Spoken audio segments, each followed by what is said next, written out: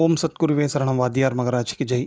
குருவர்களால் கால ரகசிய பதிவேட்டில் பார்க்கக்கூடிய விஷயமானது அப்படி பார்த்துட்டிங்கன்னா, ஒரு அற்புதமான வாஸ்து நாளோட சில குறிப்புகள்.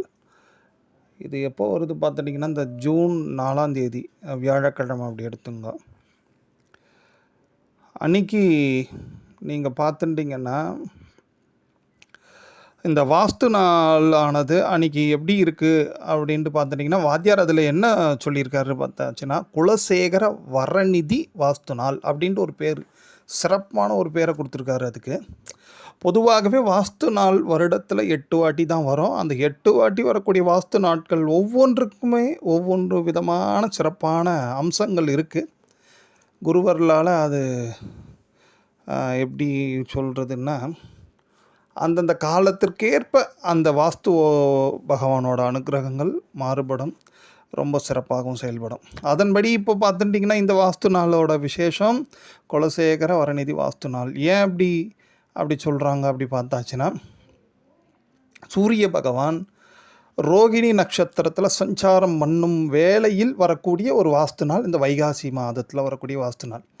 ஸோ அப்போது என்ன ஒரு விசேஷம்னா, ரோகிணி நட்சத்திர தேவியே ஸ்தூபின்ட்டு சொல்லக்கூடிய ஒரு கொடி மரம் போல் ஒரு நீண்ட தூண் ஒன்று அமைச்சு வாஸ்து பூஜை பண்ணுறாங்களாம். ஸோ அதனால் இங்கே பூமியில் எப்படி பண்ணலாம் அப்படின்ற ஒரு விஷயத்தை வாத்தியார் இங்கே குறிப்பிட்டு சொல்கிறாருன்னா, இந்த கோயில் கொடிமரத்திற்கு அடியில் ஒரு கணபதி இருப்பார். அவர் பேரே வாஸ்து கணபதி தான். ஸோ அந்த வாஸ்து கணபதியை போய் வழிபாடு பண்ணுறது ரொம்ப உத்தமம். இதில் இன்னொரு ஹைலைட் என்னென்னா, இந்த வாஸ்து நாள் ஆனது இந்த கொடிமரம் சம்மந்தப்பட்ட வாஸ்து நாள். இந்த வைகாசி மாதம் வரக்கூடிய வாஸ்து நாள். அதில் வாஸ்து விநாயகராக யார் இருக்காருன்னா, கொடிமரத்துக்கு அடியில் இருக்கக்கூடிய விநாயகர். அகஸ்மாத் தான் அன்றைக்கி பார்த்துட்டிங்கன்னா, கூடுதலாக ஒரு மிகப்பெரிய சிறப்பு, அன்றைக்கி சங்கட அறச்சதுர்த்தி இதுவும் கூடி வந்திருக்கு. ஸோ இப்போ நம்ம இங்கே என்ன பார்க்க போகிறோம் அப்படின்ட்டு பார்த்துட்டிங்கன்னா, இந்த மாதிரி வரக்கூடிய ஒரு அபூர்வமான வாஸ்து காலங்களில், வாஸ்து நாட்களில் கிட்டத்தட்ட அது நேரம் பார்த்துட்டிங்கன்னா ஒரு பகல் 12:30 மணிக்கு மேலே ஒரு 2 மணி வரைக்கும் இருக்கும்.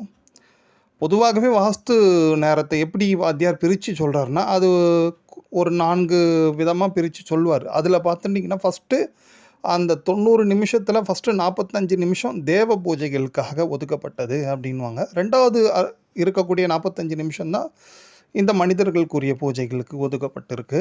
அந்த நேரத்தில் கூடுதலாக பண்ணுறது ரொம்ப சிறப்பு. அதாவது வாஸ்து நேரத்தில் கடைசியாக இருக்கக்கூடிய 45 நிமிஷம். ஆனால் ஃபஸ்ட்டு 45 நிமிஷம் ஸ்கிப் பண்ணோமான்னா அப்படிலாம் கிடையாது. பொதுவாக பண்ணுறது நல்லது, கடைசி நேரத்தில் பண்ணுறது ரொம்ப நல்லது. சரி, இப்போ என்ன பண்ணலாம் அப்படி பார்த்தாச்சுன்னா, நம்ம அகஸ்திய விஜயம் சார்பாக ஒரு அற்புதமான வாஸ்து பகவான் படம் உண்டு. அந்த படத்தில் 8 வாசற்படி இருக்கும். அந்த 8 வாசற்படிலையும் 8 கொடி மரம் இருக்கும், கொடி கம்பங்கள் இருக்கும். ஸோ அந்த கொடிமரத்துக்கே நம்ம வீட்டில் அரைச்ச சந்தனத்தை முடிஞ்சால் கொஞ்சம் நல்ல வாசனாதி திரவியங்களெல்லாம் சேர்த்து, அந்த சந்தனத்தோடு சேர்த்து அந்த பொட்டு வைக்கிறது ரொம்ப நல்லது.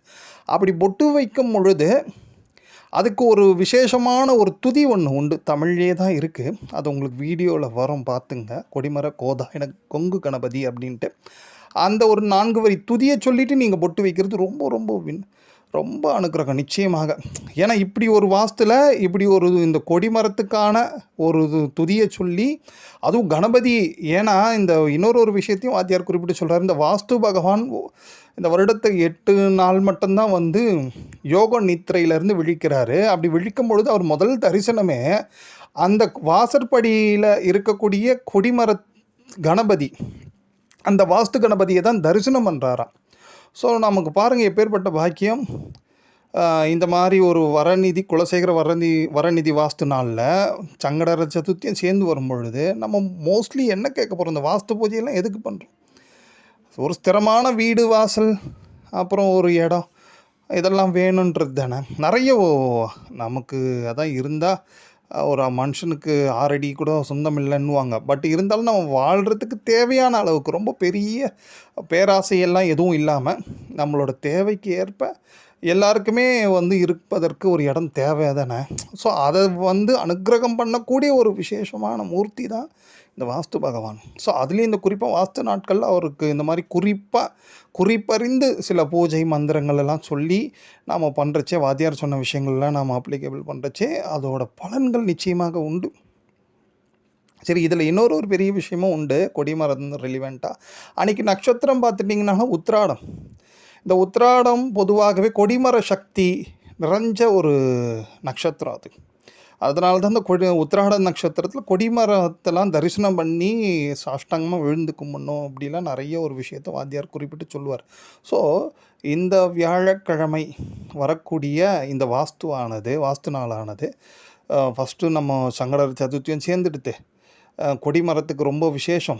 அந்த கொடிமரம் பார்த்துட்டிங்கனாலும் நம்ம வாஸ்து பகவான் படத்தில் இருக்கக்கூடிய கொடிமரத்தை பூஜை பண்ணாலே நமக்கு விசேஷம்தான். முடிஞ்சால் கோயிலில் போயிட்டு கோயிலில் இருக்கக்கூடிய கொடிமரத்தில் இருக்க விநாயகருக்கு எதைனா நம்மளால் முடிஞ்ச ஒரு தீபம் போடுறதோ, கொஞ்சம் அருகாமையில் ஏதாவது ஒன்று பண்ணுறதோ உத்தமம். அதுவும் அங்கே பார்த்துங்க.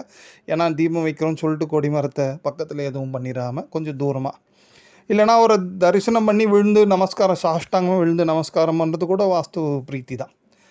இந்த மாதிரியெல்லாம் பண்ணுறது ரொம்ப உத்தமங்க வாஸ்து நாளில். இந்த வரக்கூடிய வாஸ்து நாளில் இதுலேயே ஒரு கூடுதல் ஒரு சிறப்பான ஒரு தகவல் ஒன்று உண்டு.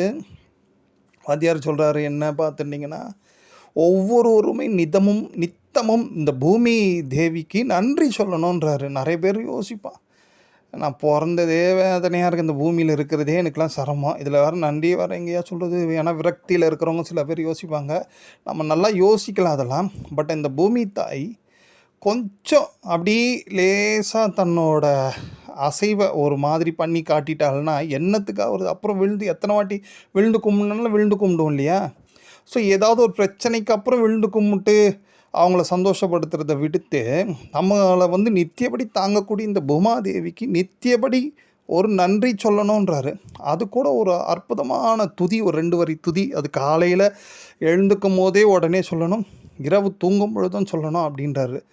அது ஒரு அற்புதமான துதி. அதுவும் உங்களுக்கு அதில் வரும். அந்த விஸ்வவாரி சித்தரோட விசேஷமான துதி அதெல்லாம். அதுவும் உங்களுக்கு அதில் இருக்குது. விஸ்வநாத வாசுதேவ அப்படின்ட்டு ஆரம்பிச்சிருக்கு. ஏன்னா மந்திரங்களெல்லாம் பொதுவாக வெளிப்படையாக சொல்லக்கூடாது. அதனால தான் அதை இந்த ஹைலைட்டாக சொல்லிட்டு அந்த உங்களுக்கு கிளிப்பு ஃபோட்டோஸில் இருக்கும்.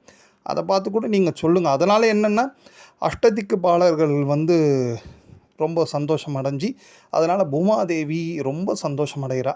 ஏன்னா நித்தியப்படி நம்ம பூமாதேவி வழிபாடு பண்ணிடுறோன்ட்டு ஒரு கணக்கு வந்துடுது. ஏன்னா இந்த பூமியில் தான் நாம் இருக்க போகிறோங்க. இன்பமோ துன்பமோ இந்த பூமியில் தான் இருக்க போகிறோம். அப்போ இந்த பூமியில் நாம் ஓரளவுக்கு நல்லபடியாக இருக்கணும். பூமி சொல்லுவாங்க பாருங்கள், இந்த நிலபுலன்கள் இதெல்லாம் ஓரளவுக்கு ரொம்ப பெரிய ஜமீனாக இருக்கணுன்ட்டுலாம் பேராசை வைக்க வேண்டாம். ஓரளவுக்கு நமக்கு தேவைக்கேற்ப நமக்கு இருந்தாலே அது கிடைக்கிறதுக்கும் இந்த வாஸ்து நாள் இந்த மாதிரி பூஜைகள்லாம் நிச்சயமாக நமக்கு பேருதவியாக பண்ணணும். கூடுதலாக நிறைய கிழங்கு வகைகளெல்லாம் தானம் பண்ணுறதுக்கு முயற்சி பண்ணுங்கள். இந்த மாதிரி வாஸ்து நாட்கள் வரும்பொழுதெல்லாம் அதுவும் நமக்கு மிக சிறப்பான ஒரு பலன்களை நல்லா தரும். ஓம்.